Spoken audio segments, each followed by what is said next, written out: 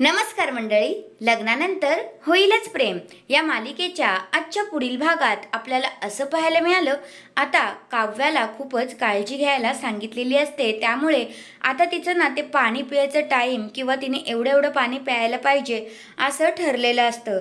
म्हणून आता पार्थने तिला 1 बॉटल पाणी फिनिश करायला सांगितलेलं असतं.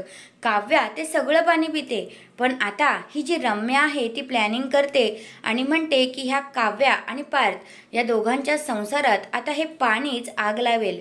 असा विचार करून आता ती त्या बॉटलमध्ये पुन्हा पाणी भरून ठेवते. मग आता जो पार्थ आहे तो काव्याला विचारतो, काव्या तुम्ही पाणी नाही पिहालात का? तर काव्या म्हणते, अहो पार्थ मी पाणी पूर्ण पियाली होती. पण आता पार्थ जो आहे तो काव्यावर विश्वास ठेवत नाही. त्याला असं वाटत असतं की काव्या हलगर्जीपणा करत आहे.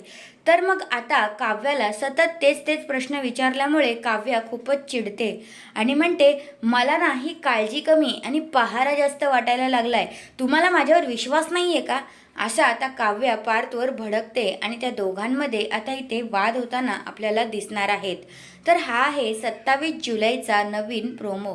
तुम्हाला कसा वाटला ते कमेंट करून नक्कीच सांगा. धन्यवाद.